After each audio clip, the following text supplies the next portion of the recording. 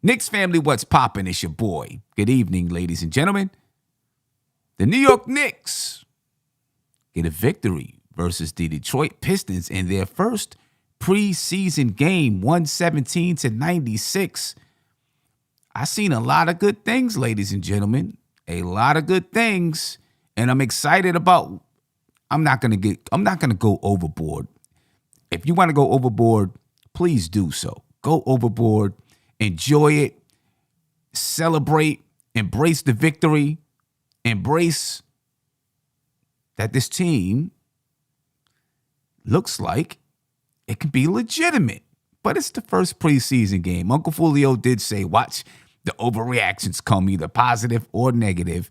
I'm going to try to stay cool. I'm not trying to jump out the window right now, ladies and gentlemen. I'm not. I'm trying not to. But I did like some of the things that I seen out there from this team. Number one, I like the fact that it was popping. The ball was popping. It was moving. Guys didn't take too long to make decisions. Obviously, this is the first preseason game versus the Detroit Pistons. So it's a little bit easier, you know what I mean, everything is fresh. Everything is new. So it's easier to go ahead and make things pop and not worry about, am I getting my game off or anything like that. But it was happening. And Jalen Brunson, man, I mean, it's so nice to have a point guard out there that can get to the cup, that can score the basketball, that can distribute the basketball. Like, he can do just about anything you ask him to do out there on the floor offensively.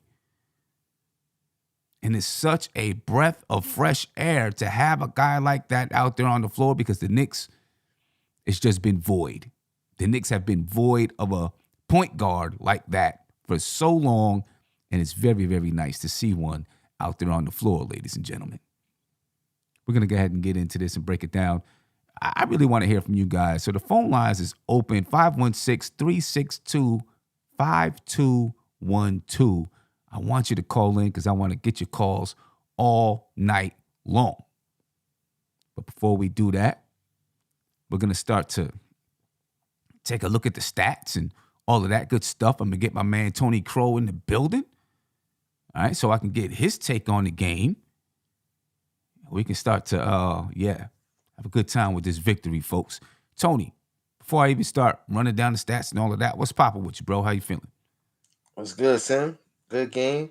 Knicks is back on, you know what I mean? Back in rotation. We could get the season going. Nice start. Yeah, nice start, man. We back in action, man. Um, I gotta tell apologize to Deuce first and foremost. Hey, Deuce came in, played some very Made an good impact. defense, playing those Made an passing impact. lanes. Yeah, no doubt. You heard Savvy last night talking about he wants to see the Knicks playing the passing lanes. The Knicks played some passing lanes tonight, man. Deuce had 6 steals. I got that wrong. I need to make that change up top on the scroll going across the screen. 6 steals for Deuce tonight. Overall, the Knicks had 14 steals against the Pistons.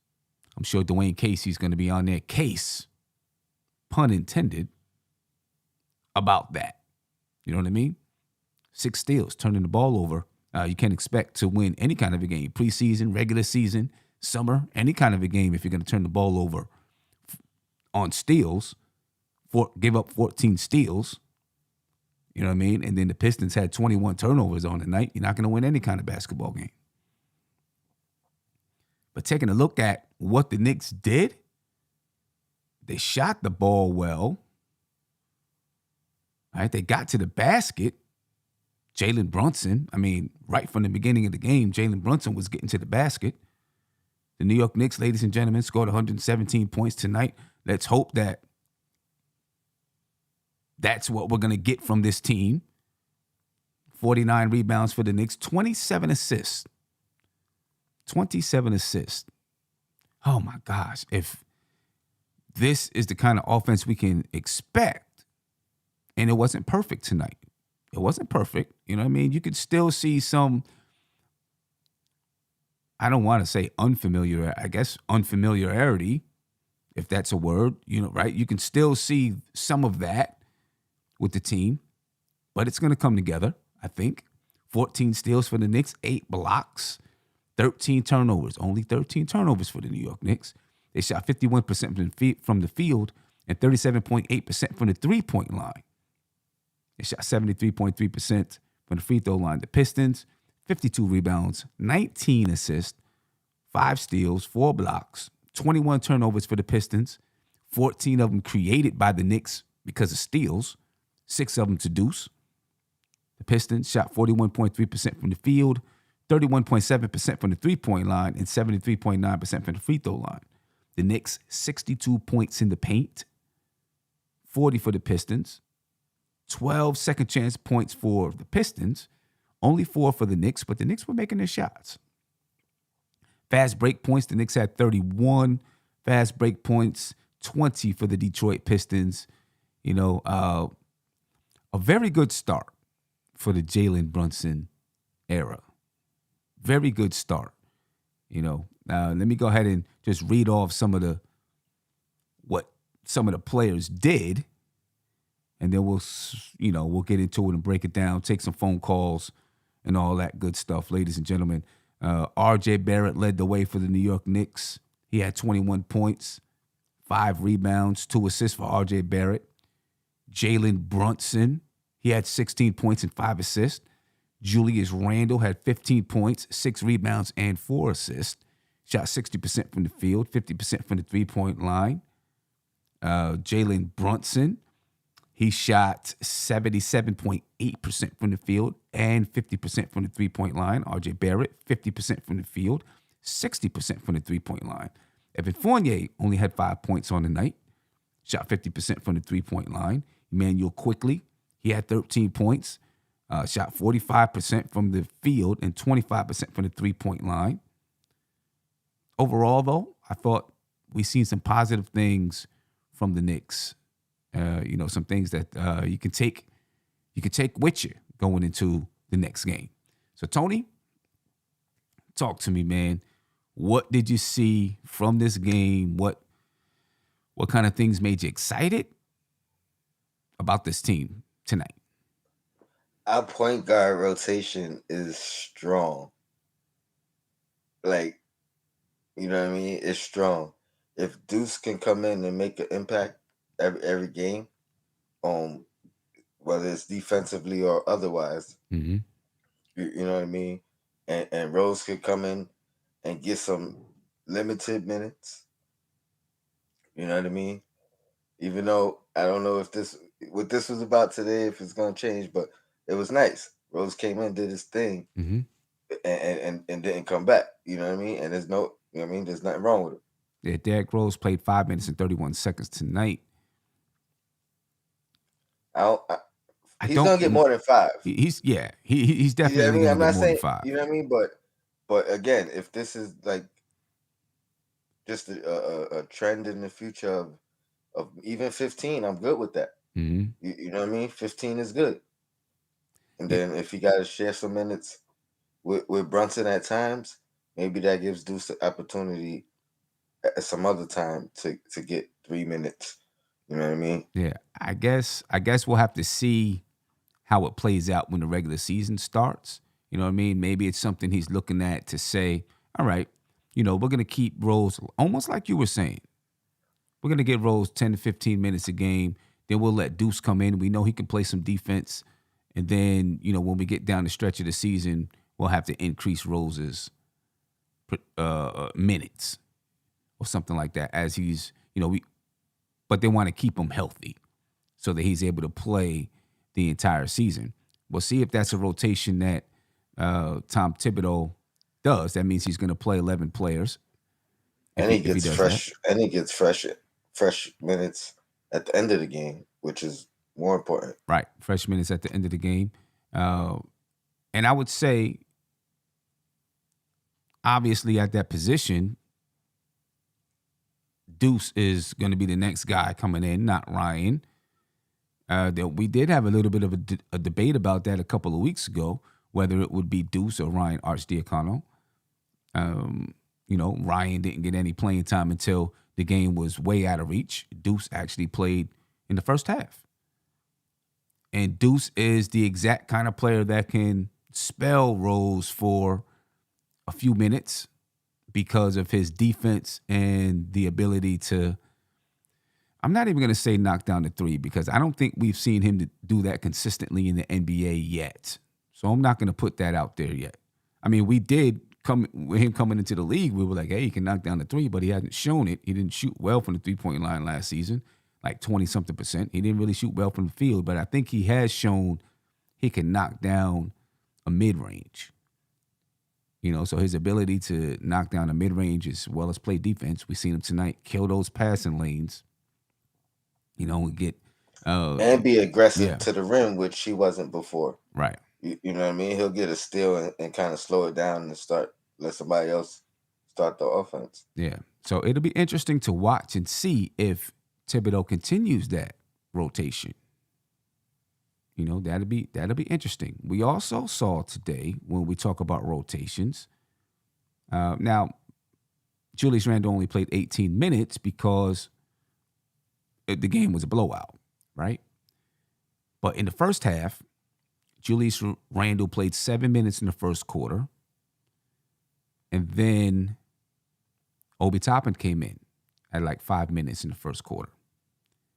Obi Toppin played till about 6 minutes left in the second quarter, and then Randle came in. That's the type of rotation I think Julius Randle should have.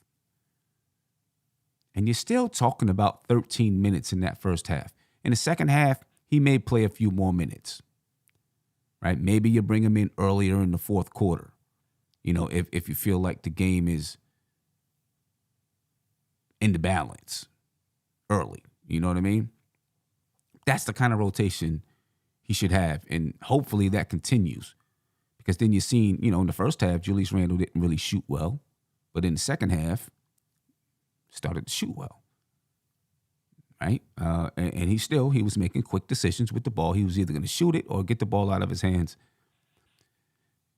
I still think Julius Randle struggles with it, though. Just struggles with clicking it on to make a quick decision, because in the first half, the first time he shot the ball, Jalen Brunson pitched it back to him and he caught it, and I can see him pause for a second and think, and then like, oh, I'm open, shoot it. And he shot it. He missed a 3-point shot, but it's got to click for him to make those quick decisions. You're muted. My bad. I think it's going to be the biggest adjustment for Randle. And then RJ, to be honest, like Brunson's coming in and he's gonna be Brunson. I don't think he's gonna try to overdo it.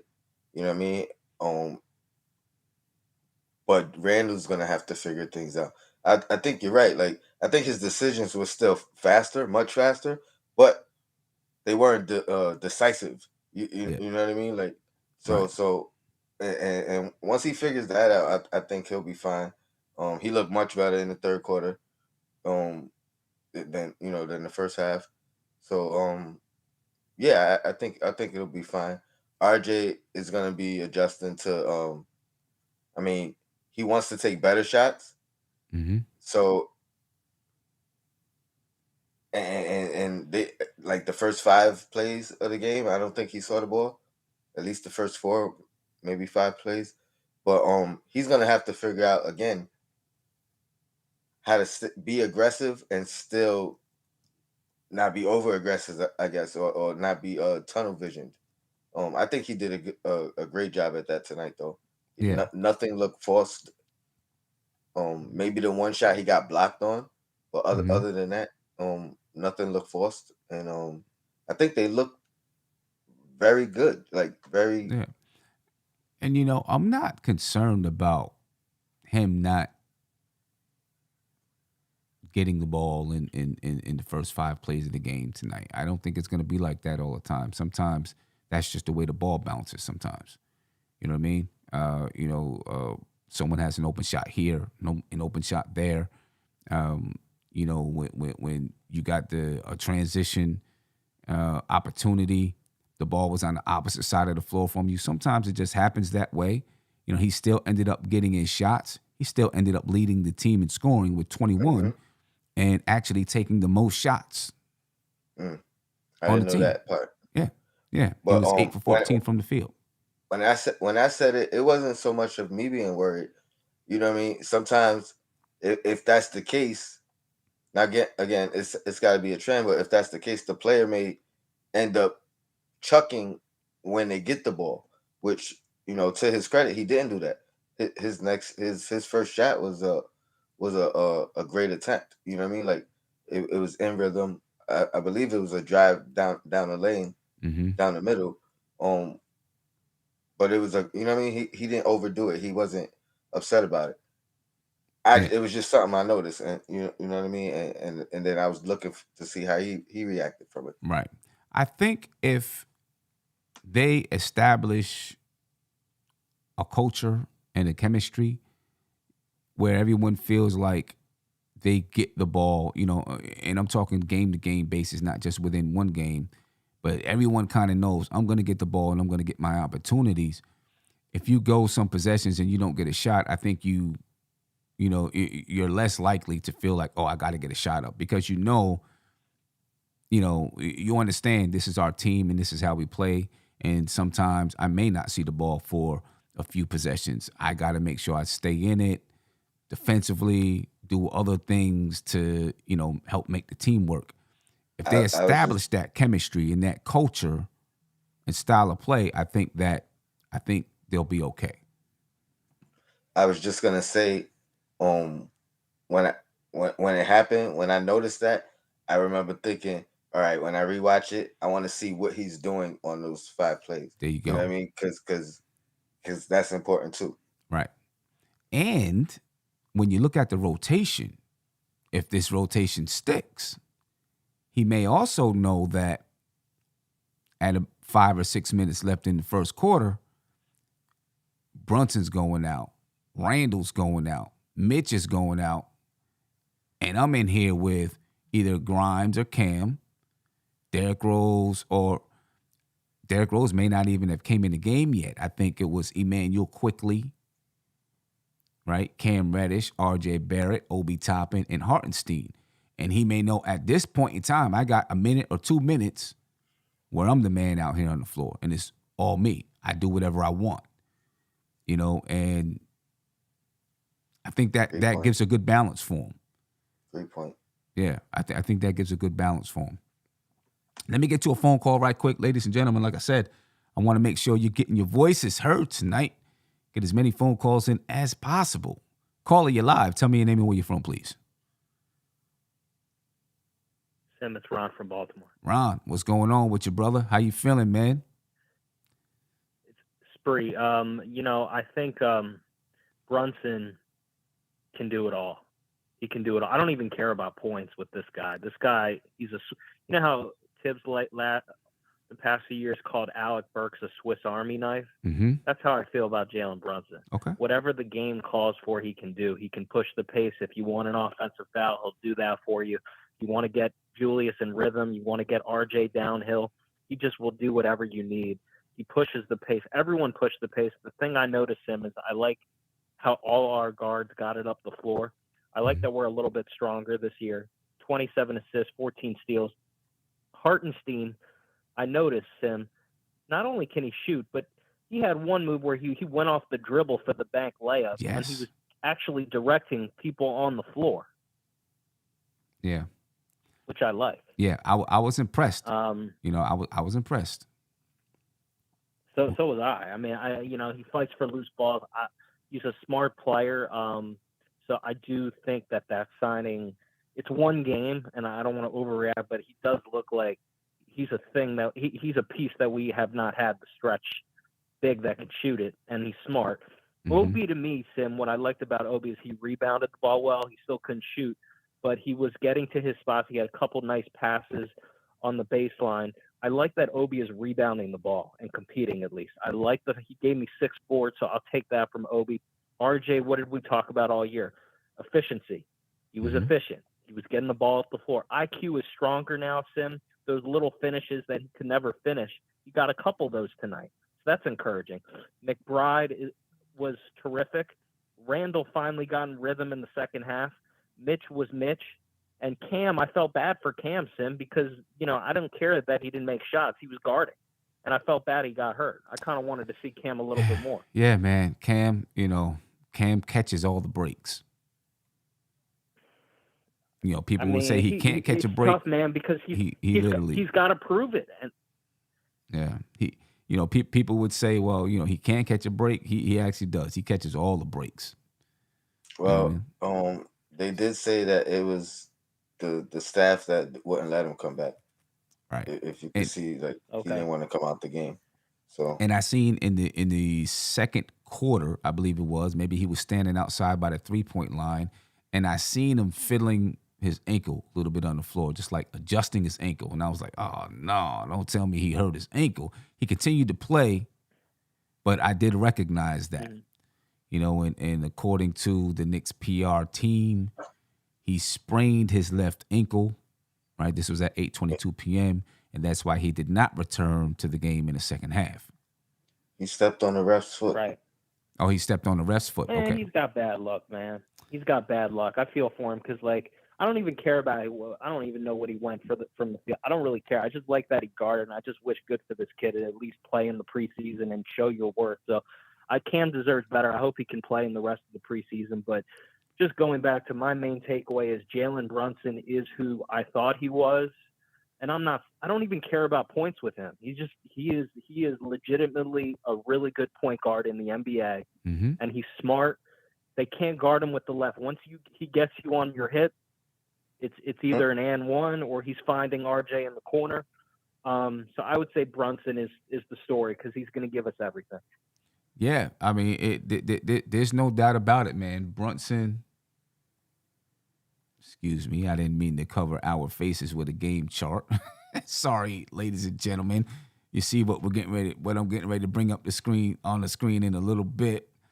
Brunson, definitely, man. I think he is the story of the night because everyone wanted to know, okay, how are the Knicks going to look with Jalen Brunson? Right? That's the story of the night. How are the Knicks going to look? How is Jalen Brunson going to look? And I think, number one, he didn't come out nervous. If it were me, I'd have been nervous. Like, oh, man, I go. I know it's just a preseason game, but all right, I'm about to get with it now. Yeah, I'd have been nervous. He wasn't nervous at all. You know what I mean? He came out ready to do his thing. And it can only add to your confidence when you knock down the first bucket you take in the Garden. As part of the New York Knicks, you knock down your first bucket. You know what I mean? Tim, in a preseason game, he took charges. Yeah. One of them I thought was a dirty play that he took. He got like a dirty shot, but he sticks his nose in a preseason game. Like, when is the last time I've seen a point guard on the New York Knicks take a charge in a preseason game? Like, that's what I'm saying. I totally agree. A starting point guard. A starting point guard. Maybe Frank Ntilikina did it. I don't know. I have to go back and look at the archive. But this is what we need, because Randall, I'll just say this about Randall. He was fine. He got in rhythm in the second half. He was okay. He gave him 4 assists, 15 points. He got in a nice little rhythm. So everybody played nice. RJ got efficient. Everybody got theirs.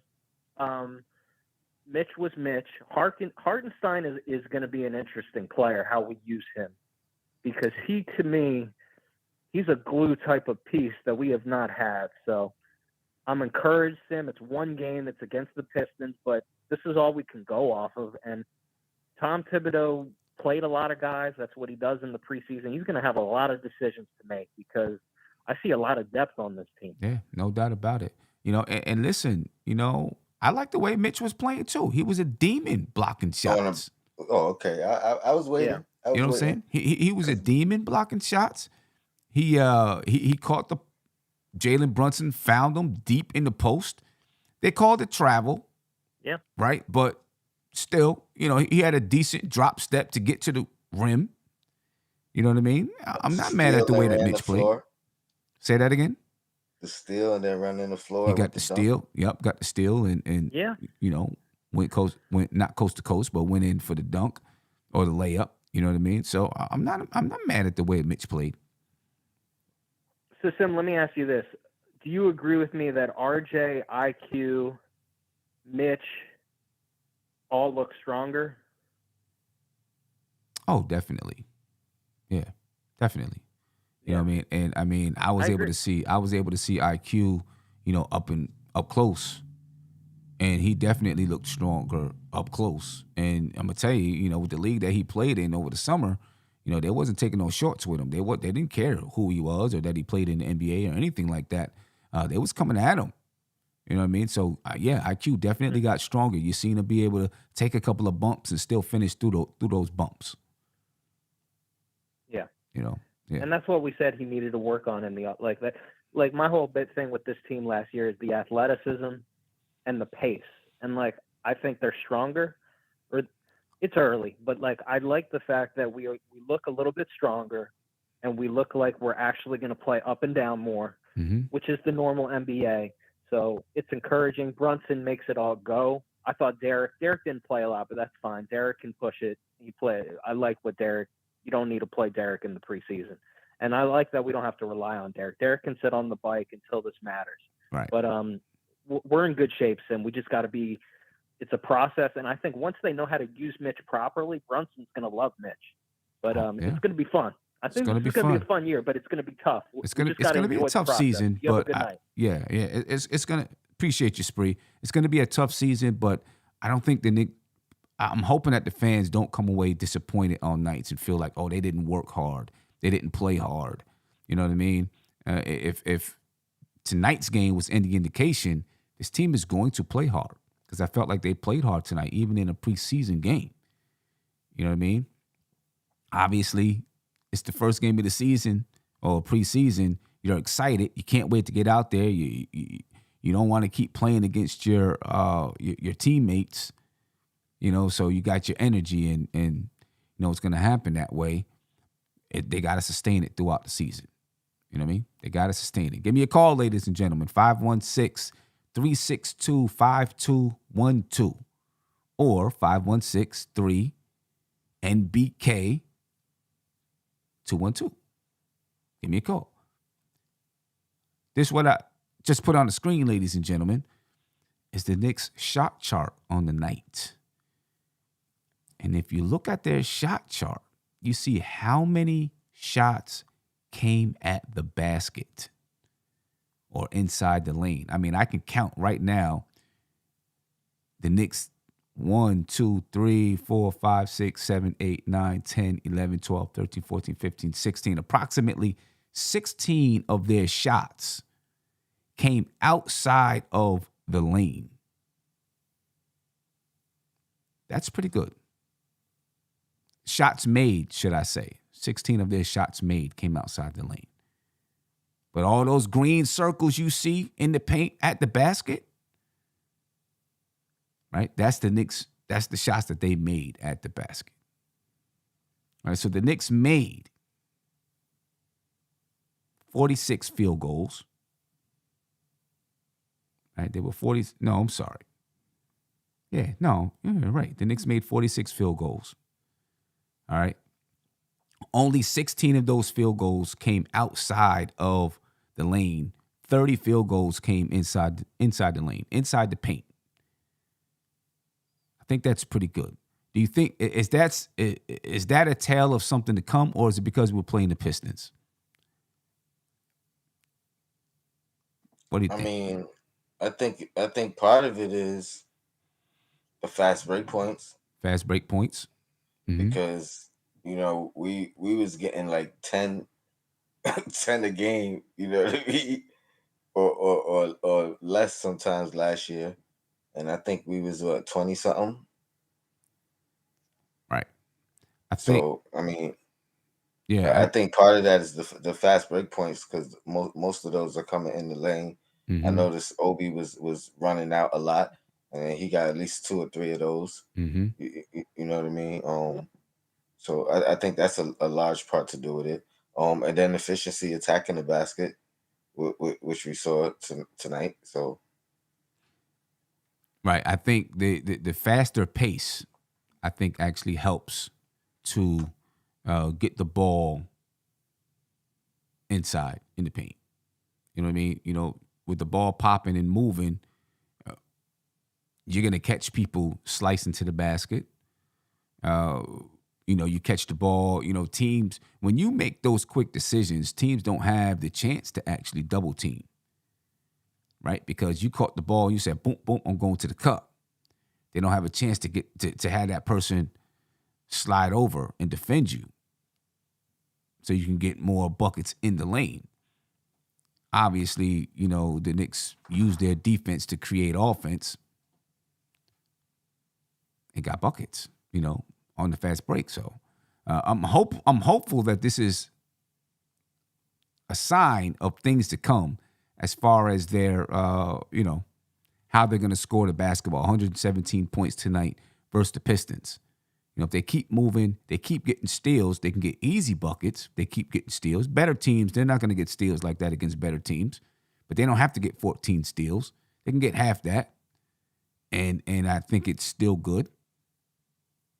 But if they keep that ball moving, they'll be able to get inside, and then it's going to open up the outside. Let me get to a phone call. Caller, you're live. Please tell me your name and where you're from.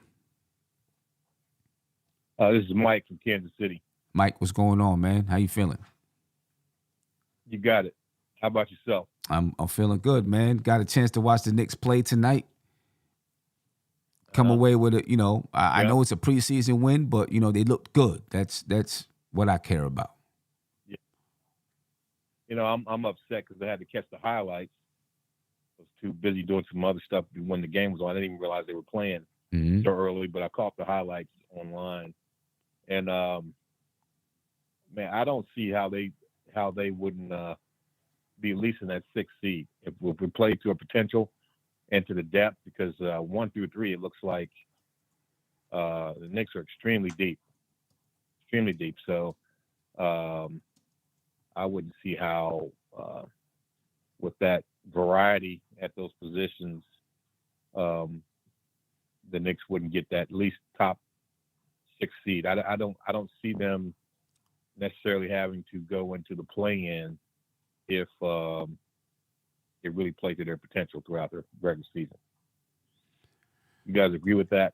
A lot of people were saying Are you basing that off of tonight's game, or are you saying that's how you felt prior to the game?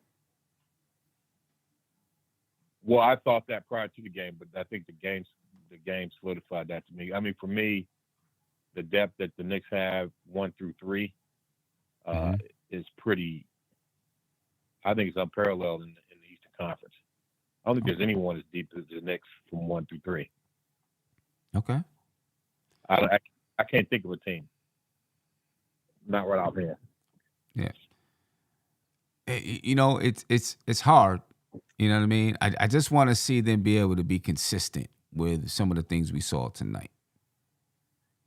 One, they played the Pistons. 2, when you haven't played basketball in a while, it's easy for things to look like they're clicking early. But then when you really start to get into the grit and the grind of the season, defenses start to change. You got some stuff on film. Teams really begin to develop defensive strategies against you. It could become a little bit harder. And that's when I want to see how they react. You know what I mean? Right. I do think this team fits together very well.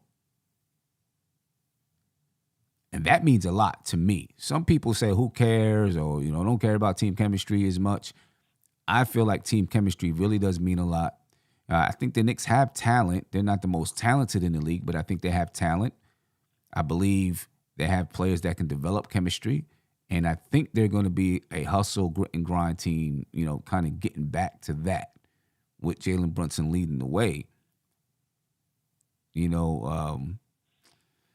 Those are all good things and bodes well for the season if they can continue to play like that, So, yeah, I guess my point is that because they have so much depth, 1 through 3. Mm-hmm. Right, but I guess my question is because so much depth 1 through 3. I was just thinking the head of the snake is going to be which controls the tempo. Mm-hmm. They can really run out of the gym if they utilize all that depth. Especially back-to-back games or games, weeks that have a high number of games per week, or just keeping that tempo high. Like the bigs would have to run the floor quite a bit, but as far as having all the variety at 1, 2, and 3, those guys can really keep the tempo up and put pressure on the defense constantly. Right. So a lot more shots at the basket, and just do the penetration and a lot more open jump shots. I just think if you don't run the same guys at those positions where they have so much depth and variety of talent, Mm-hmm. and I think that could be a real advantage as the season goes on. Right. No, I agree with you. I agree with you. I guess my question is,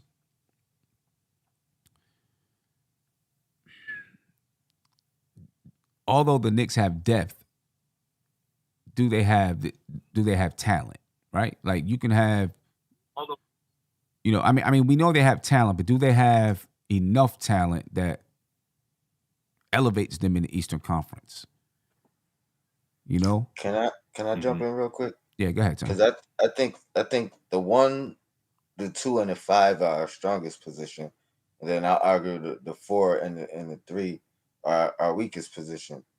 Because in my opinion, after Cam, there's nobody to go behind RJ. Right now, he's out and Grimes is out. Some people like Grimes at the 3, but I think the 3 and the 4 are our weakest position. I think we got 4 guys at the 3 and the 4, Mm-hmm. and then the rest of the position, we have multiple guys, and those guys can play multiple positions for the most part, besides Mitch. So that's the way I look at it. But I was on record before the game, saying I think we can make it to the 6th seed, but that's like our ceiling. I don't know if we could go above that. Right. Yeah. That's what I was thinking too. Yeah. If you optimize the strong or the strength of the team, Mm-hmm. 6th is probably the highest. But I think they can get there. I mean, they just have to play a heck of a season. Yeah, that's I do what think the Knicks are playoff bound. I think they're playoff bound. I don't think there's no reason why this team should not make the playoffs. Okay. All right. In my opinion. All right. Hey, my man, I appreciate your time. Thank you for the call. We're gonna get some other callers in here, and listen. Yes, sir. I'm hopefully I'm able to get you to call in each show. I'll be on tomorrow. Doing a shoot around, kind of getting people's thoughts the day after. So join us then. Oh, is there a game tomorrow too? No, the next game is Friday, but it's Friday, right? The next game is Friday. Yeah, next game is Friday, but we try to jump on every day and get people's thoughts and opinions.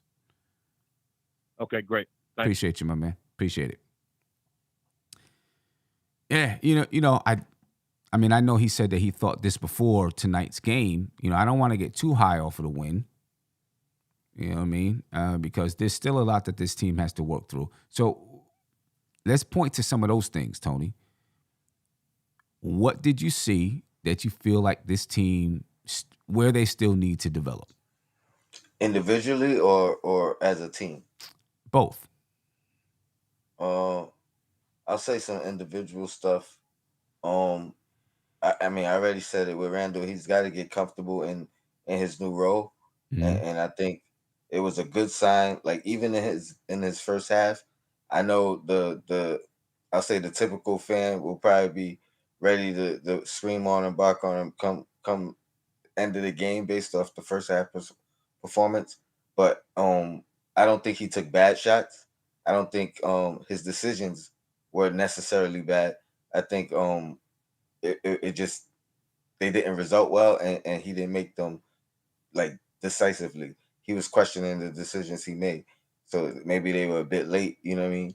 Other than that, but the ball movement from him was good. You know what I mean? His defense was solid.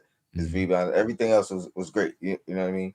So but yeah, he's got to just focus a little. IQ decision making early in the game, wasn't great. I think I was like, man, you know what I mean? He didn't, and he wasn't attacking the basket early in the game. It seemed like he started using that attacking the basket late with I'm gonna say bench players and people fighting to get in the league more than with the the main guys. So he did look stronger, but it wasn't against the elite of that competition. So I think he's got to work on that decision making. I also thought in the second half, in the third quarter, maybe IQ kind of like, he started taking every shot. You know what I mean? Just running up the court, taking a shot, taking a shot, taking a shot. You know what I mean? And I think he's the kind of guy, you got to have someone like D Rose out there with him. You know what I mean? Yeah, You got to that's a have, good point. yeah, I think you got to have somebody out there with him that can say, hey, calm down. Let me get That's the a good point. ball. Let's figure out something else. Because if not, he's just going to run up and ta ta ta ta ta ta ta ta. I mean, in the fourth quarter, he was better at it. Like he didn't, you know what I mean? He started attacking the basket as opposed to shooting those shots. I'll say that. So his decision making, it's early, and I don't know if he was making them. I probably wouldn't say anything. So, but that's definitely stood out. I mean, RJ was fine. Brunson was fine. I think Mitch was great on the defensive end, Mm-hmm. and showed some more things that in his bag. You know what I mean? So and all this is limited minutes, and obviously preseason. So I'm taking it with a grain of salt. But so those will probably be my two biggest things. Okay. You know, Randall kind of settling in, which I think will come in time, and IQ's decision making. yeah. With Randall, the indecisiveness, he's just got to make a decision, whether or not he makes a mistake. And sometimes I feel like he doesn't want to make the wrong decision because he's afraid of maybe what the crowd is going to say. I don't think he's afraid of what Tom Thibodeau is going to say. You know what I mean? But he doesn't want to make the wrong decision. But you can't play that way. I think you're right, but again, he did other things. You know what I mean? Like he did other things during the first half, and then again he pulled it together in the second half. So that's the way I'm looking at it. Like he'll figure that out. You know what I mean? Like that's just gonna come with time. You know what I mean? It's only 41 games at the Garden. Right. People say it's only at the Garden, so you know what I mean. But even when last season, when teams went zone, or there were just times throughout the season where he wasn't sure, and he even spoke about it. I gotta just take shots without thinking. Right? Don't hesitate. Don't second guess myself. And I seen it just a little bit in this game. Second half was better. I think that Julius Randle can play faster, right? And in some ways, he's been, I don't want to say jerked around, but he's had to, his first season here, he had Mook here, and he kind of took a second role to him, and then then he was figuring out how to kind of be the guy with David Fizdale in that first year, and then he became the player that he became in his second year under Tom Thibodeau. And then last year, he struggled a little bit, but the team also changed, and with Kemba Walker and Evan Fournier started to change. Now it's changing. I don't want to say the team is changing again, but now you got Brunson, who is going to be the primary ball handler, and you've seen it right from the beginning of the game. Brunson had the ball in his hands. Sim, can I just interject real quick? Yeah. Because you're absolutely right. But I think the difference why I'm confident in Randall adjusting, because he made the adjustment last year. Mm-hmm. You know what I mean? You can't deny that there was a stretch in the second half where he was playing way better. It looked like he kind of you know what I mean? I'm gonna say returned to form, as in, you know what I mean, who he should be. You know what I mean? Not the extras, not the all NBA, whatever, but you know what I mean? At least all-star level. So I think the difference this year is Brunson, because Brunson's going to be productive immediately. So it's not going to necessarily be a adjustment for Brunson, which was different, where there was an adjustment for Kimba. You know what I mean? So now it's throwing everything off kind of times two. Mm-hmm. You know what I mean? Like it's going to be easier for Randall to, like, I think the way he adjusted within this game, I think I think it's going to be that for a couple of games. Hopefully, just the preseason games. Hopefully, just two preseason games. You know what I mean? But however long it takes, I don't think it's going to be long. Yeah. It's not going to be that detrimental. You know what I mean? Like, he'll figure it out quick. Yeah, I think he will. I think he'll figure it out. But, I was just, I was thinking about it and just looking at the different adjustments that he's had to make throughout his time here in New York. And it's because, he's a all-star caliber player. Let's say that, right? Not perennial Fringe. all-star, but a fringe all-star. If the Knicks are playing good, you're on an all-star team possibly. If they're not, may not be an all-star team. He's that kind of guy. And when you have that kind of guy, everyone's not going to just adjust to him like some of your other stars, superstars. You adjust to the superstar. So he's had to make a lot of adjustments, and I think it's good for him, right? Because it means that he's eventually, whether he's on the Knicks or not, I think it's going to come through in his game where he's now knows how to play a lot of different roles on the floor.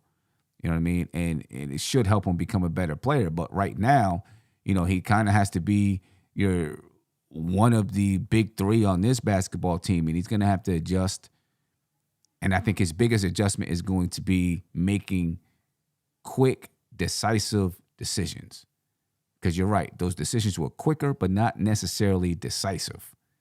You know what I mean? It still felt like he wasn't sure. Do I want to shoot it? Do I want to try to create for somebody else? And I think that's where he's gonna have to figure out. When do I create for others? He still had 4 assists tonight. 18 minutes, he had 4 assists. When do I create for others? When do I just let Brunson do what he does? You know what I mean? And, so he's got to figure out that balance. And that's gonna. I'm hope, can he get it done in the preseason? I don't know. I think it's gonna take. I think there's gonna be some. It's gonna take some time going into the season for him to make those adjustments, and then when defenses really start to cue in on things that the Knicks are doing, he's gonna have to figure out, okay, what do I do now? Mm-hmm. You know what I mean?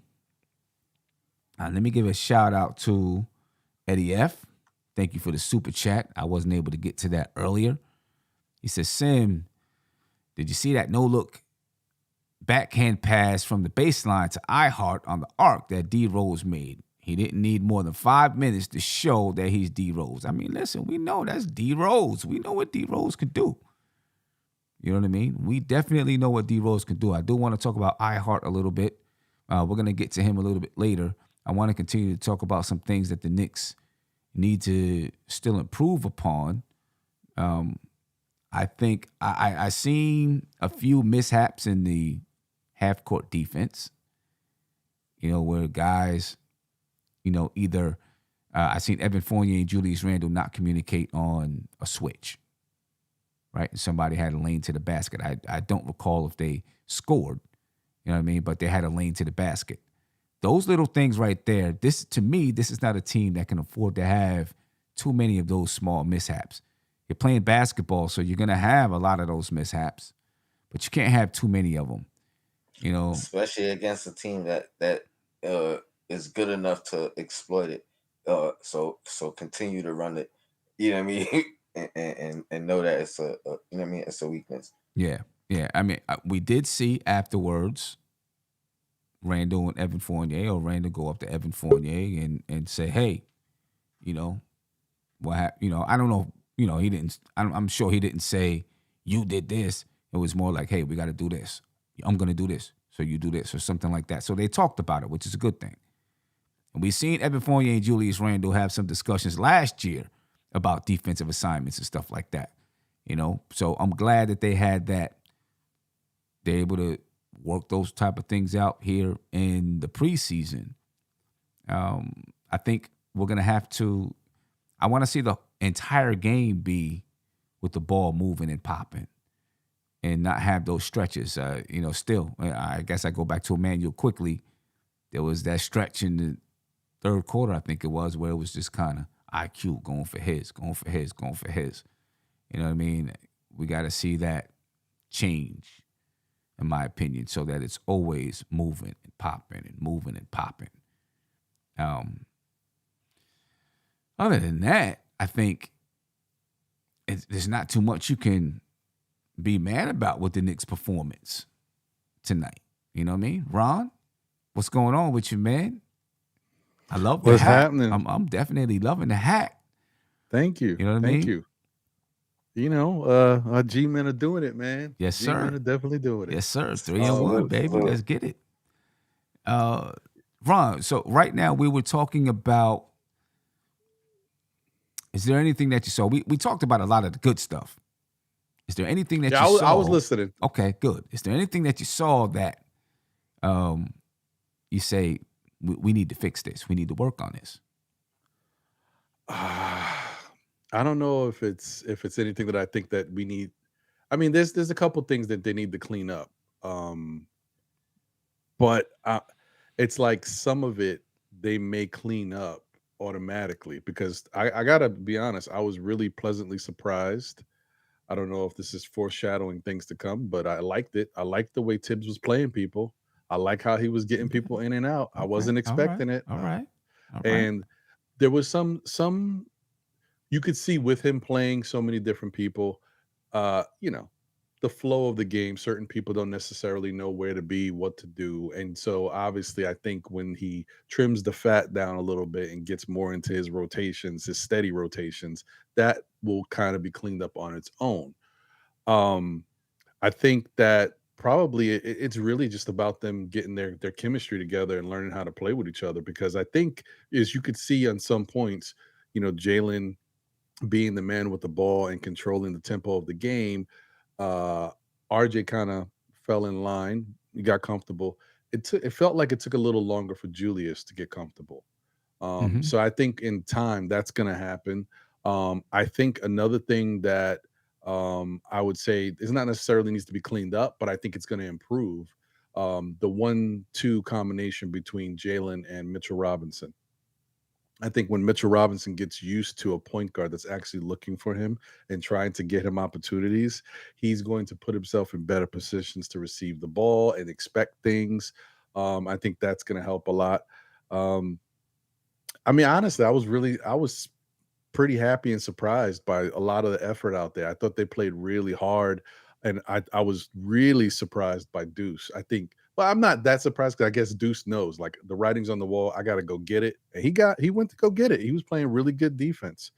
It was fantastic. And I guess we're going to talk about him, but when we get to iHeart, I'm going to have some things to say about that, because he's exactly what I thought he was. So I'm happy about, and then we still haven't even seen the best of him on the defensive side of the ball. Right. So yeah. And we haven't seen the full exploration of his offensive game.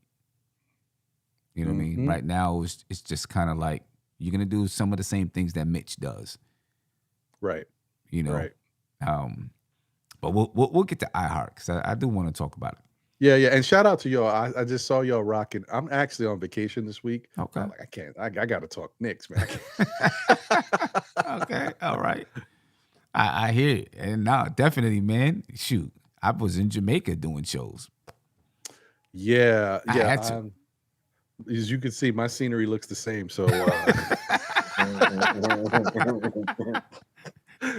Hey, man. All you gotta do is just put a big picture up of Jamaica, wherever it is you want to go, and sit there and look at that. Kick your feet back. It's all up here. I'm gonna get a green screen. I would have fronted. I would be like, nah, I'm in the hotel, but this the walk-in closet. Yeah. Right. I want to see more screen and rolls with Julius Randle and Jalen Brunson. I don't know if I've seen one tonight. I don't think there was one tonight. There were a few. I mean, I think he set screens a couple of times, but I didn't see any just dedicated Julius Randle, Jalen Brunson screen and roll action. We did see some of that last year with Kemba Walker and Julius Randle. And maybe it's going to come in time, but I would like to see a little bit more of that, especially if Hartenstein is out there with that group. We didn't get a chance to see it for long tonight, maybe a minute and 30 seconds. We got to see Isaiah Hartenstein out there with Randle, RJ, Brunson, and Fournier. But when you have Hartenstein out there on the floor with those guys, that's a prime time that Julius Randle can run some screen and roll with Jalen Brunson or RJ Barrett. I don't know if we hardly ever see RJ Barrett and Julius Randle run screen and roll together. You know what I mean? Hardly ever. Think so. I mean, those two. I don't think so, yeah. I mean, it wasn't a lot of times, but I know when we saw it, it looked incredible. But it's not often. It's not often. It's not more than 10 times I think I can remember in 2 years. You know what I mean? So Tom Thibodeau normally just has those two guys playing on opposite sides of the floor. You get a handoff. Maybe you get one of them cut to the basket and they find each other, but not a big two-man game between the two. Right. But I definitely want to see a two-man game between Jalen Brunson and Julius Randle. Tony, I'll start with you. Do you think that's coming? Or is Tom Thibodeau going to look and say, we're going to let Jalen Brunson create with RJ and Mitch and whoever else, and then we'll let Julius create with Evan Fournier and, maybe Mitch or RJ, something like that, instead of really Randle and Brunson together. I mean, but I want to see those two guys do some things together. I mean, it's funny you say that because it definitely looked like Randle and Fournier was still using that chemistry that they already built, especially, in the first half, even though, Randle didn't score or hit a field goal. But I think it's probably a good idea to implement it slowly, because these are things that we know work. You know what I mean? And it allows Brunson to kind of immediately just go off instinct of what he does and knows. But I'm sure we're gonna see it eventually. Like I wouldn't be surprised next game. Yeah. Okay. All right. What do you think, Ron? Yeah, I agree. I think that just by seeing what they are trying to do right now, playing faster and doing different, I think they're experimenting. I think they're definitely going to try to incorporate some of that. And I feel like it would be nice too if they didn't necessarily rely on that being the only way to get Fournier going. I know it's separate, but because I felt like when I was thinking about it, I know Julius took him a little while to warm up to how things were moving. I also felt like Fournier might not have been that comfortable. But maybe he got a little better as the game progressed though. Yeah, Fournier. I also 5 say points this. tonight. 5 points tonight for Fournier. I also say this, like Sim, we played them, at the home opener, right? So you had mentioned this, I think yesterday or earlier, but now they're gonna have more of a game plan set aside for us, right? So right. I was just gonna. I basically remembered that because of what I was about to say, which is when teams start really focusing and saying, all right, the game plan is stop Jalen Brunson, because he was the catalyst in the first half as far as with the starters, right? Like he held us together. So and I think that's gonna be the norm. And so once teams start saying, all right, focus on him, stop him, the natural adjustment is going to be some pick and rolls, some things to open the floor for Brunson, and then naturally, because he's the focal point, it's going to open up the floor for everybody else to kind of feed off of. The same way Randall, once he started getting double team, learning the double team, and then learning how to feed people off. You know what I mean? It's going to be the same type of situation, because I don't think they focused on Brunson tonight. It's going to be interesting going forward. Next game, these preseason games. I think we played the Wizards twice. We played one of the teams twice, right? Is it the Pacers? Maybe it's the Pacers. We do play one of the teams twice. I think it's the Pacers. So those two games will be interesting, just to see how they adjust and then just how teams really focus moving forward. You know what I mean? Because I think even in that first half, Randall was still kind of the focal point of the defense in the beginning. Right. Brunson just attacked. You know what I mean? Yeah. And said, okay. You know what I mean? Like, this is kind of like, it looked like he was at practice, to be honest, perfectly honest. That's how easy it looked for Brunson tonight, and I think, it's not going to be that easy moving forward. Right. Okay, so let's get to Hartenstein, because I do feel like, because the way that he can knock down the three, we seen him knock down 2 threes today. Nice move, dribble move, and get to the basket. I feel like his game can help to open up the floor for Randall to run up screen and roll with Jalen Brunson. You know what I mean? Because he can knock down that three. And I'm not saying to take Mitch out of the starting lineup, to put Hartenstein in there, simply for that. I'm saying give him a couple of minutes with that starting group so that they can start to develop a game with him out there on the floor, because I think he opens up a whole new set of plays that you can use when he's out there with Randall and Brunson and RJ and Fournier. So kind of make him like the second substitution off the bench, and then the last guy subbed out. You know what I mean? So he gets the majority of his exactly with 3 starters and then 4 starters exactly before he comes out. And it's just kind of smart to do, because Mitch has been known to get hurt, so you'd like him to develop a little bit of chemistry with those guys just in case he has to step in. But Ron, I know you had some things you wanted to say about Hart.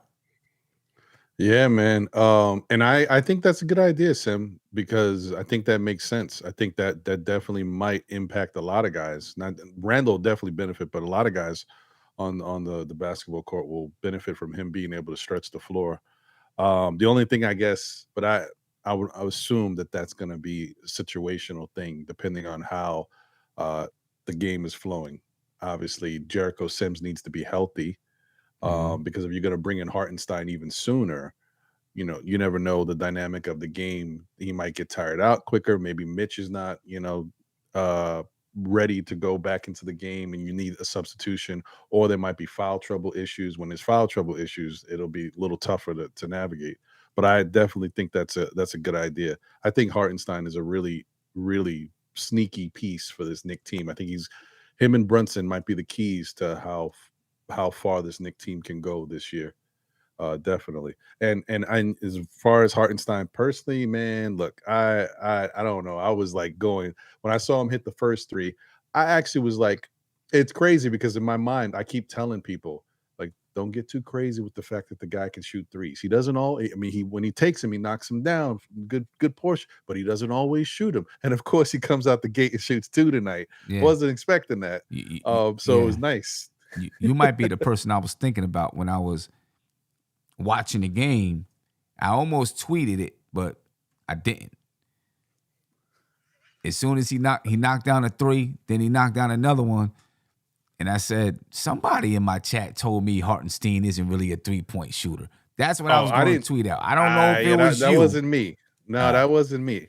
He can shoot it. He just doesn't shoot a lot of them. Because I think that was the thing that we, as Knicks fans, when he came over here, we started to look into him Yeah, and 14 realize for 30 right. Like, last year. okay.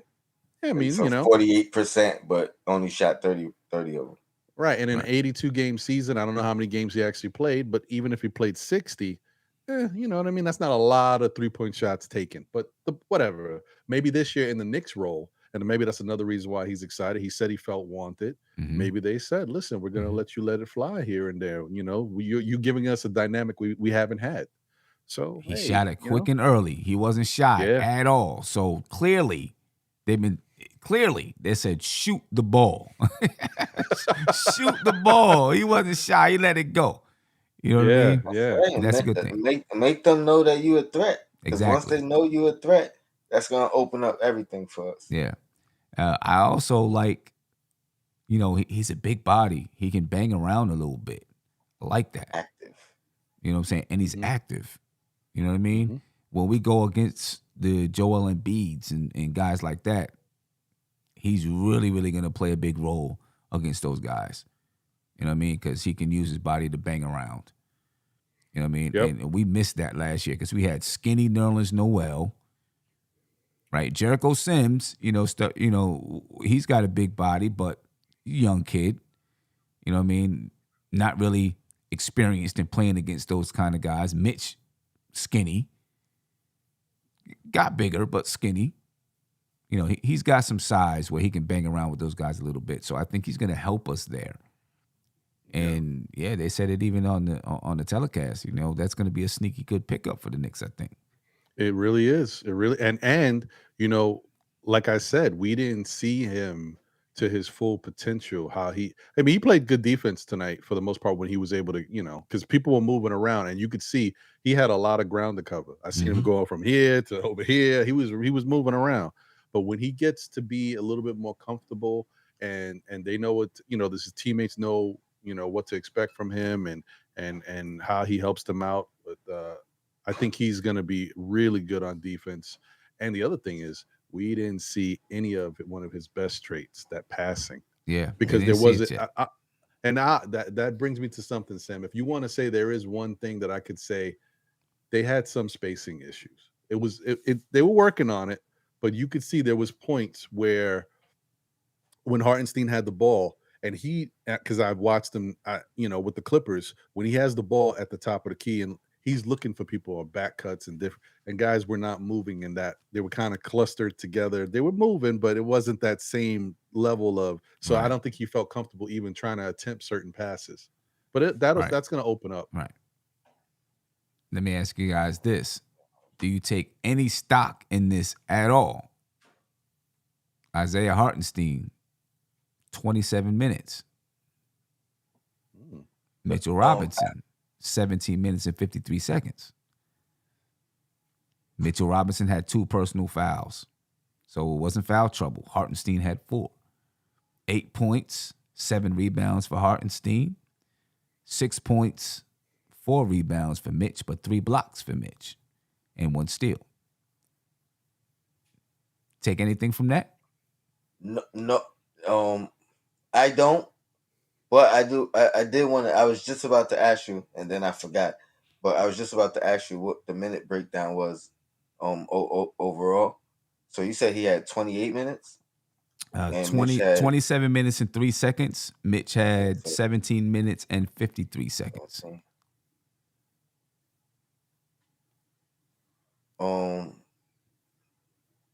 I don't. I think Mitch did his job, and we know what we have in Mitch. So let's explore. You know what I mean? Let's give the man some shine to do what he do. Because I noticed that Mitch came out a little bit early in the third quarter, maybe. He came out earlier than I thought he, came out early. And maybe it's because the Knicks were blowing him out. I don't know. And Tibbs just wants to see a little bit more Hartenstein because he's seen Mitch for a couple of years now. So he knows what he has in Mitch. I thought when Mitch went out, I thought maybe he was in foul trouble or something like that. 2 personal fouls for Mitch. I thought he had 3, to be honest, but yeah, I don't think nothing of it. I do think RJ is gonna lead us in scoring this year. I do believe that. But I'm interested in the full minutes, like All right. who led Yeah. the team in minutes. Let me see. Hartenstein. Hartenstein led the team in minutes with 27. Right. RJ Barrett had 22 minutes and 36 seconds. Miles McBride, 22 minutes and 31 seconds. Obviously, Miles was playing, down the stretch of the game, if you want to call it a stretch, when, the game was blown out. So he kept him out there with those guys. Jalen Brunson had 19 minutes. Julius Randle, 18 minutes. Well, Jalen Brunson, basically 20 minutes, 19 minutes and 56 seconds. Julius Randle, 18 minutes and 24 seconds. Obi Toppin played 21 minutes. Quickly played 20 minutes and 26 seconds.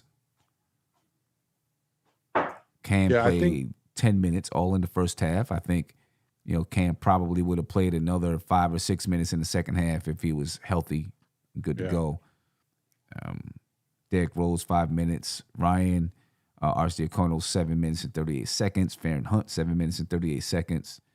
Jalen Harris played 16 minutes and 54 seconds. So he's the one who came in for Cam. Yeah, he's the next guy up. You know what I mean? At this point, based off of what they've shown in practice. that's the way I took it, because he came in for Cam and then he kind of played down the stretch. Right. You know what I mean? And So I think No, I was going to say, I think he's a better skilled player than Farron Hunt. Mm. We haven't seen it yet with the Knicks, but as far as his resume, where he's been and what he can do, he looks to be able to do more on the basketball court than Farron Hunt. Who represents him? That's a good question. I don't know.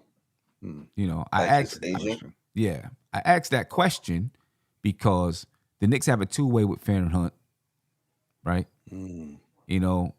Because I would have thought it would have been Farron Hunt who came in next. So maybe it's like if he's a CAA guy, or maybe they just, they picked him up and they have a good relationship with his agent, and they're like, we'll let him get some burn so that he can get looked at from other players across the league.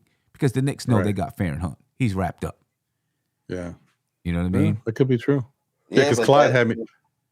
That spot's not safe, and there's an open roster spot still, right? So, I mean, who knows? Because they brought back Ryan Arcidiacono or whatever his name is, and then they also brought in Svi Mikhailuk, who has sort of a guaranteed contract. Yeah. Okay. I think it's a non-guaranteed contract. Non-guaranteed. I think all of those guys are interchangeable in the sense that they could be dropped, moved to the 2-way, or you know what I mean, or get a guarantee. Yeah. I mean, he Svi, is basically has a roster spot. Right? He has a roster spot, and if he's not waived after a certain date, then it becomes guaranteed.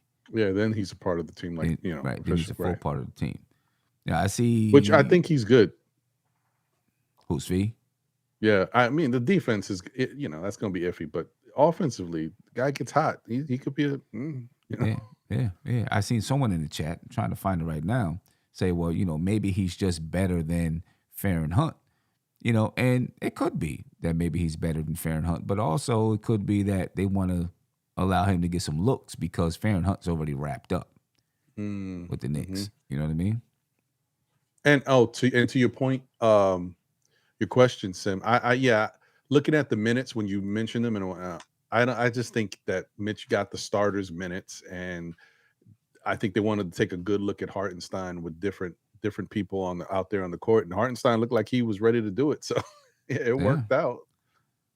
If Hartenstein was to get 33 minutes a game, would he average a double-double? Oh yeah, I think so.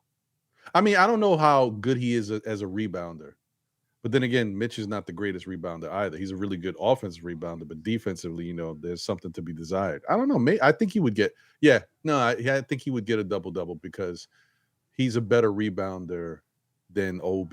I think he just puts himself in better positioning. I think he could do it. Okay, Is he a better rebounder than Mitch? 8.7 rebounds tonight. I don't know. Oh, he had 7 rebounds tonight. 7 okay, rebounds. yeah. 8.7 rebounds. Let me see. Hartenstein, 8.7 rebounds, 2 steals, 1 assist. No block. I bet you most of those rebounds were defensive too. Defensive. Probably. All defensive rebounds. Yeah. They were all defensive rebounds. Yeah. I mean, he also wasn't playing next to Randall. That's true. That's true. That's true. That's true. That's true. Let me get to the caller real quick. Caller, you're live. Name me where you're from, please. Hey, yo, it's Savvy D. I'm from the Dungeons of Rap. No, I'm kidding. Savvy, what's going on? Hey, ladies and gentlemen. Hey, Savvy, I'm sorry. I got to put this out there. No, never mind. Okay. I ain't. It might not be appropriate. It might not be appropriate. Is it what I said earlier on Die Hard Knicks? No, it was about Nas and Wu-Tang's song, Nas and Raekwon's song, Verbal Intercourse. Oh. So maybe, it's probably ain't the time to put it out there. Say that for the suit. Oh, yeah. We'll say that for the front stoop. No. This might not be the time to put it out there. It was funny, though. Hey, but that was, and after that conversation, bro, I was doing my night routine. I was in the shower. I laughed all over again. Oh, you know what? I laughed all over again. You what? I laughed all over again. You know what I'm saying? Because I remember what I said. I was like, yo, that was But I'm just saying, Savvy, we don't want to use the words that you used in the shower in the same sentence on the show. You dig what I'm saying? No. We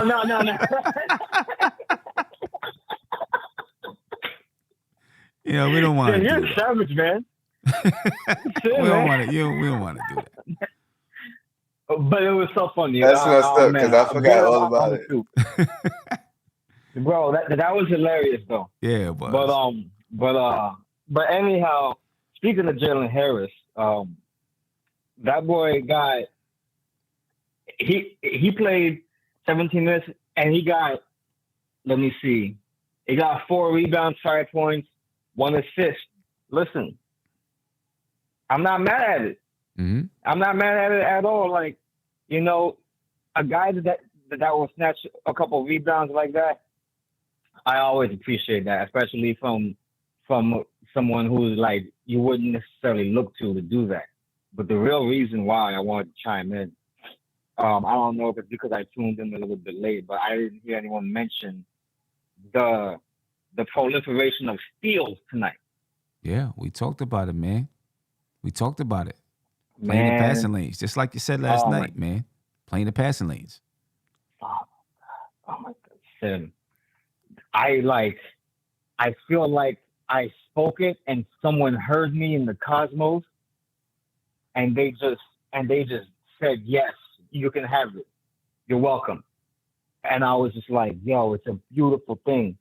But I feel good about this Knicks team, man. I feel good about the style of play because I never want to put too much into a preseason game, but the style of play I saw out there, gorgeous, fam. Gorgeous. And there's a couple of things that just are not at the top of mind right now. Like RJ Barrett was a savage out there. And the whole time I'm like, okay, yeah, of course. I know what RJ Barrett's going to do. But when I'm looking at the young boys, I'm looking at McBride, when I'm looking at Toppin, when I'm looking at Brunson, you know what I'm saying? It's just gorgeous, bro. The brand is gorgeous. It's beautiful. I love these Knicks. I can't wait to see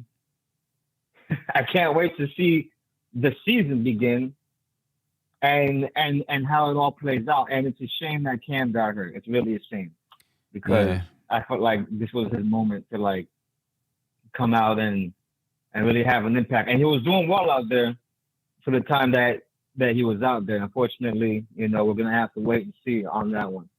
But I'm not gonna beat a dead horse. You know what I mean? I just wanted to call in, chime in, and just share my thoughts on the defensive impact that we had tonight. Although I will say this, it's a couple guys, IQ, RCD O'Connell, but RCD O'Connell is new, so I'm not going to blame him too much. But they be getting shot over left and right, bro. And I think that RCD that's the O'Connell's next not thing. that new. You know, I mean, he came, you know, he's been there long enough. He's not that new. I haven't seen that much of him. No, because, you know, he don't get no burn. But he was with the Knicks for a good portion of last season. And right now, I think I think he's on the team because he was Jalen Brunson's, you know, teammate. Yeah, I think we signed him like 4 or 5 times altogether. Exactly. Yeah. And, really. And now when you look, that's true. Listen, I kept on seeing the news.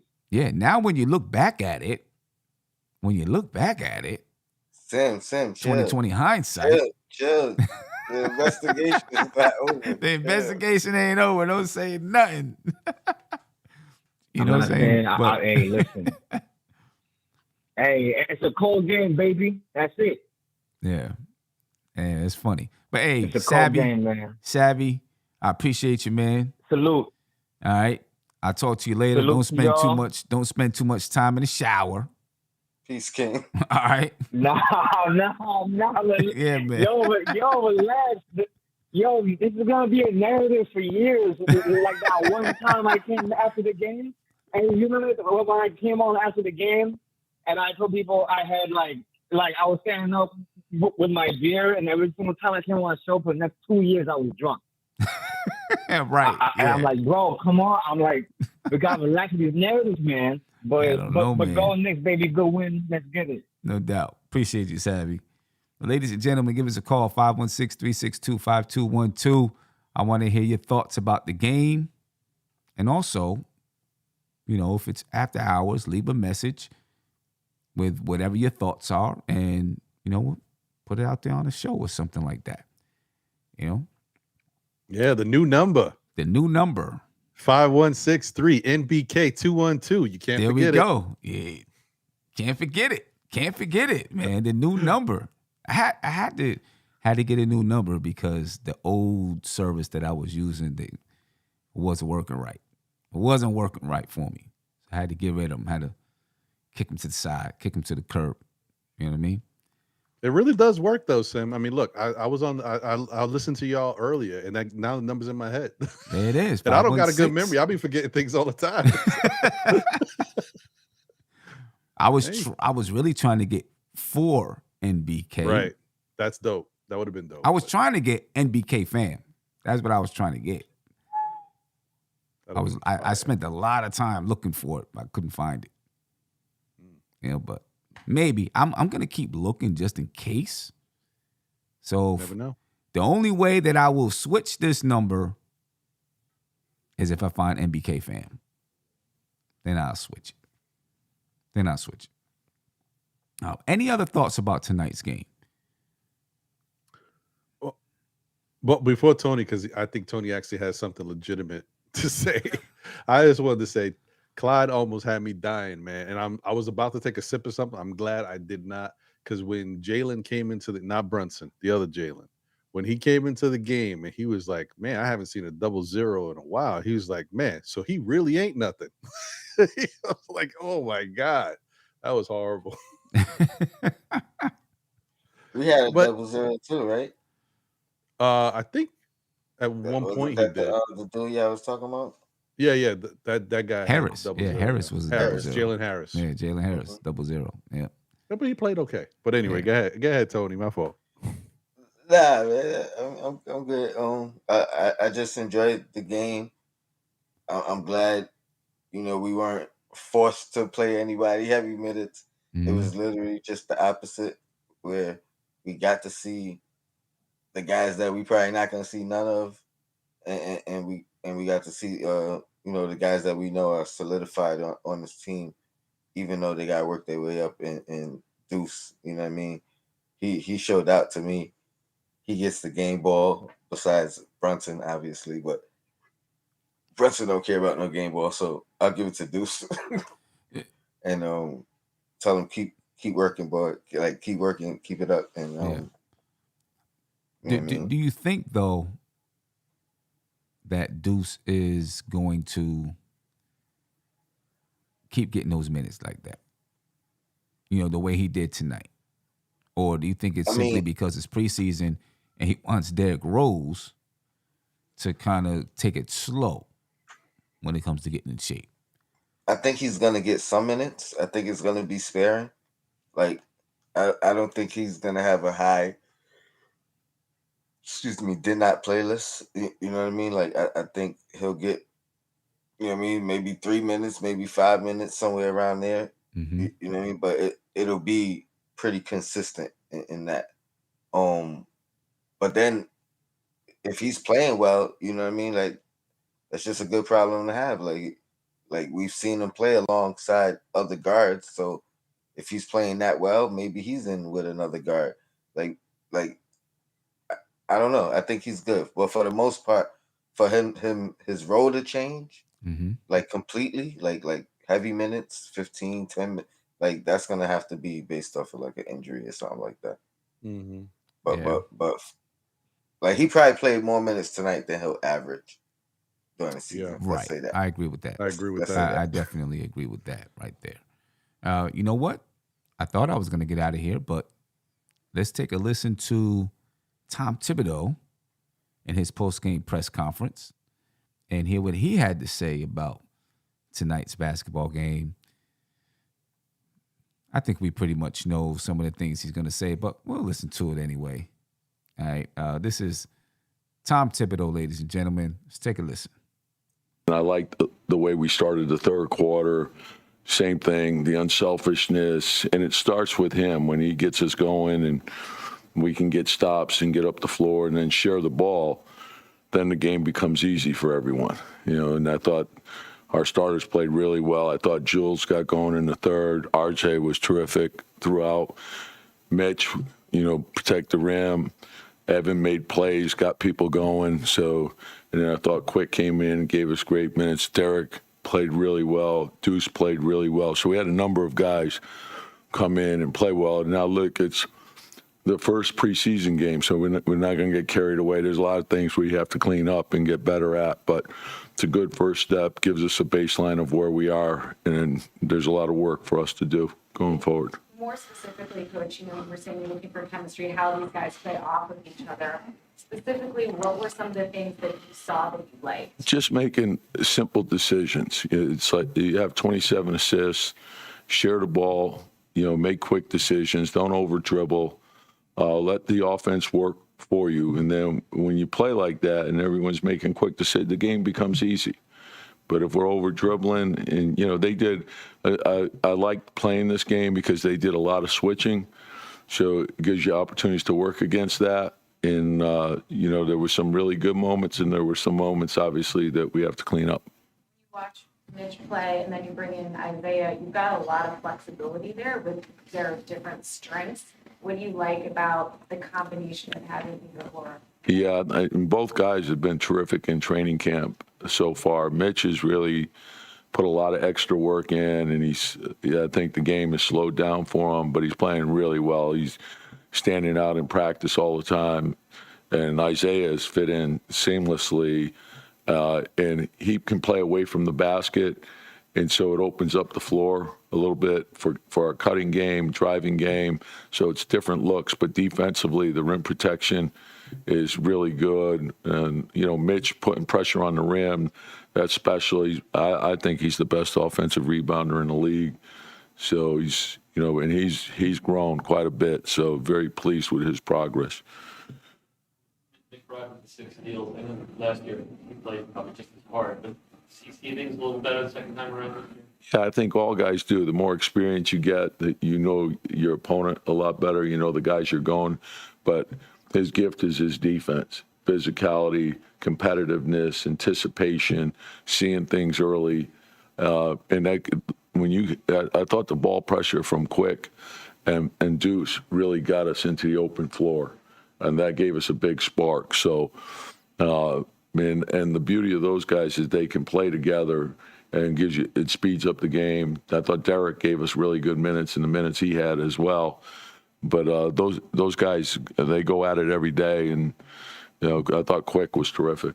Derek only played 5-6 minutes. Was that by design going into the game? Yeah. Like the way and I wasn't quite sure, but I wanted to get more minutes for Deuce too. So, and I know where he is, and so it'll get increased as we go forward. I know it's just one preseason game. Is that sort of exactly what you expect Jalen to provide you guys? I did. Yeah, and I think that's who he is. I think Jalen can provide whatever you need. So if you need him to do more scoring, he can do that. If you need more playmaking, he can do that. If you need him to, create pace and create movement, he can do that. If you need a big three, a big shot, he can do that. But I love the way he can control and manage the game. And to me, that's the number one function of a point guard. So he doesn't get sped up. He doesn't get rattled. And, and I love like Julius, the third quarter was terrific. So I think it's a calming influence. I think RJ played a really good game, but they all played off each other really well. The best offensive rebound in the league. Is that something he becomes instinctual to him? Is that something he learned over time? Probably a combination of both. I think the one thing that probably helped him quite a bit was not this summer, he put a lot of work in, but 2 summers ago, he really couldn't do anything other than lift, right? So I think the strength component really helped him. Like he finished through contact. He's not getting knocked out of the way. He's incredibly strong. And he has great anticipation. And, hey, he's a freak athlete. The things he can do are special. So, he goes after the ball. And same thing, like if you just throw it up near him, he's going to finish for you. So I think the pressure on the rim, the offensive rebounding, those things are invaluable. Just a sprain, and then it'll be re-examined tomorrow morning. So. I'm not quite sure. It looked like something happened down there when it was like a transition play. So I don't know, what transpired. Yes. With Jalen, obviously, you're doing a different capacity for so long before you came over. Has there been any adjustment period for you now being his coach as opposed to more casual relationship prior to that? No, because, the thing is, having just knowing him the way I do know him and having been around him, and I think his father has really coached him hard his whole life. So, and he wants to be coached. So he has a great demeanor. I think the way he communicates with his teammates helps our team communicate with each other, but he's all about the team. The only thing that matters to him is the team and whether we win or not. And so when you have that type of leadership and the fact that he comes in and he does all the right things, he doesn't have to say anything. His actions do all the talking. All right, ladies and gentlemen, that was Tom Thibodeau. Any thoughts from what you heard? Yeah, I don't know. Thibodeau's usually going to say the same things, but for whatever reason, I liked what he said tonight. I don't know, maybe because it's a new season. I'm sipping the Kool-Aid, but I like the fact that he definitely was pointing out things that we noticed, and it was evident to him.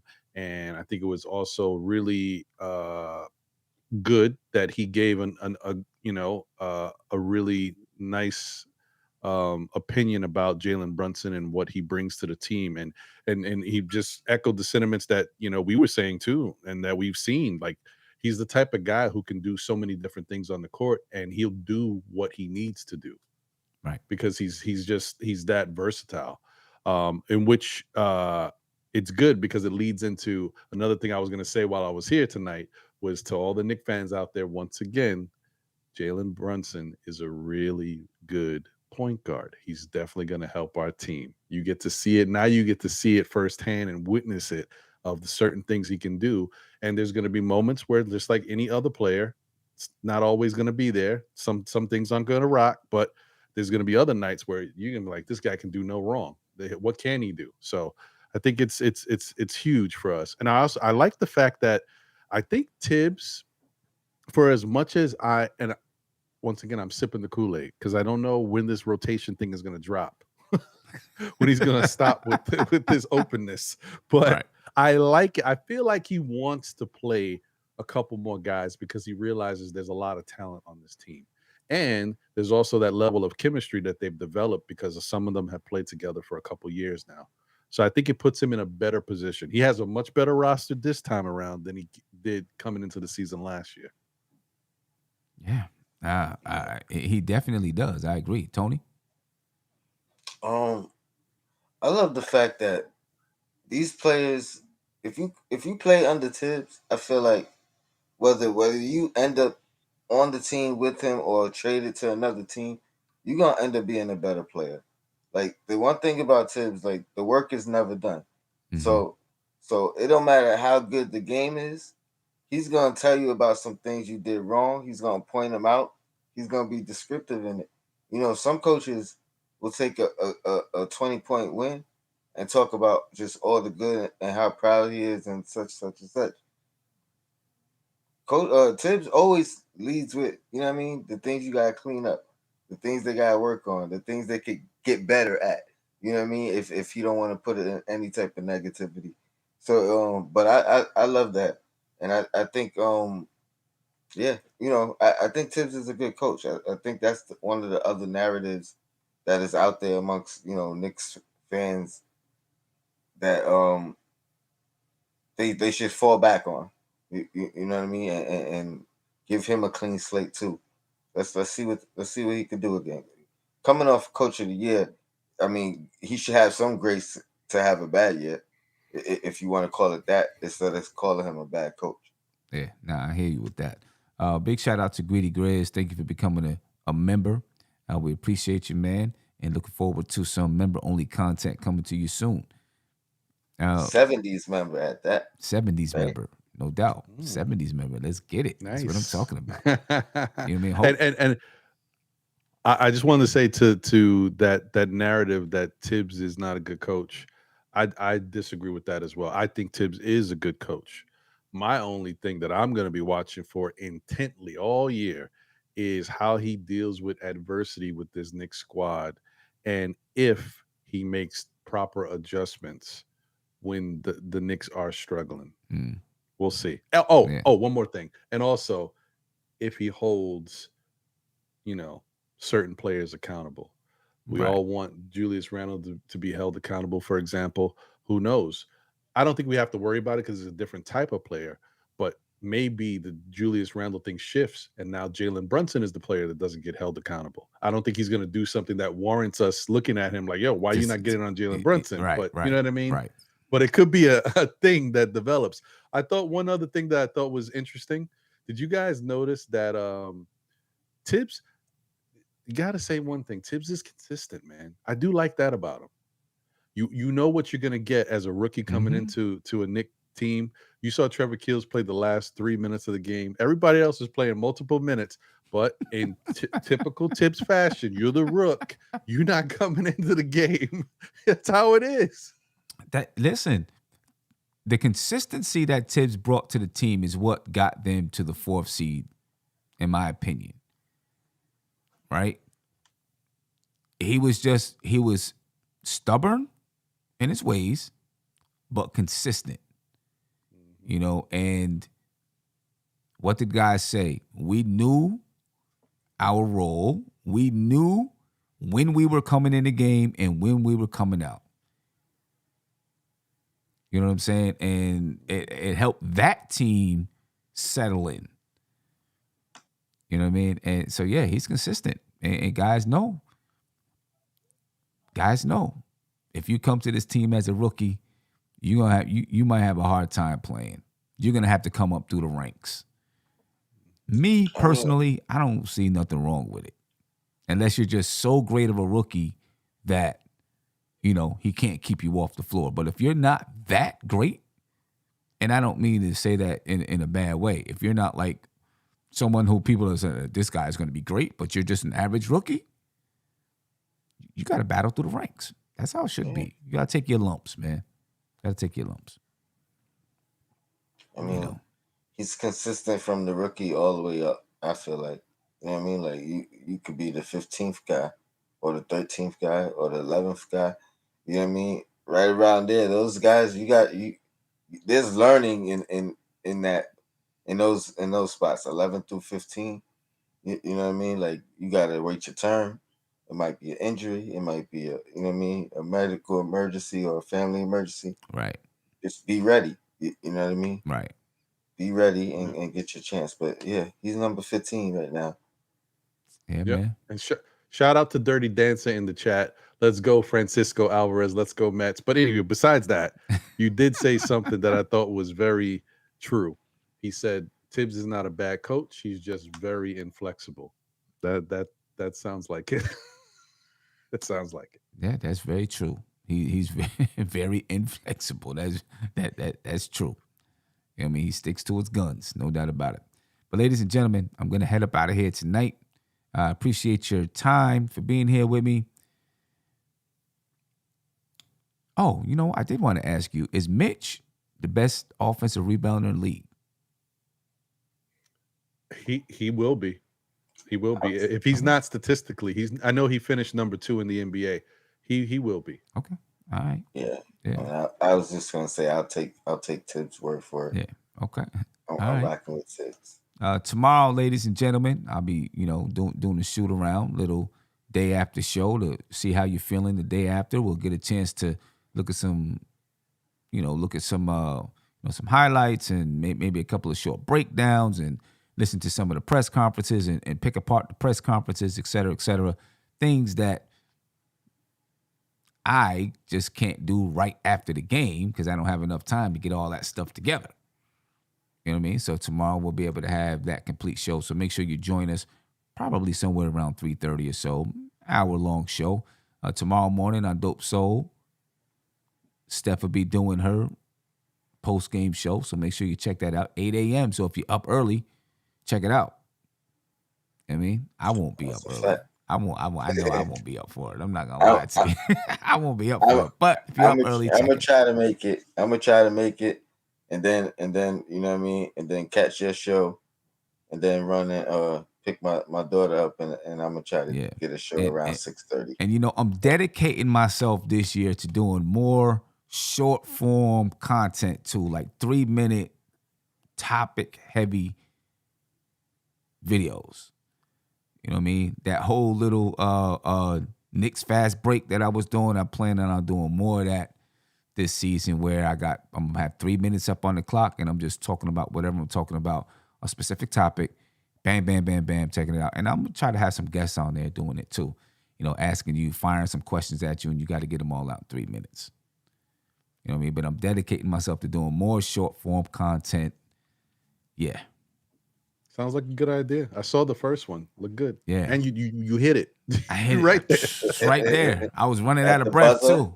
I was at the buzzer, man. I was running out of breath trying to race the clock. And it's pre-recorded, but I'm doing it live. I'm not editing or nothing like that. It's just bam. Whatever I say, I say.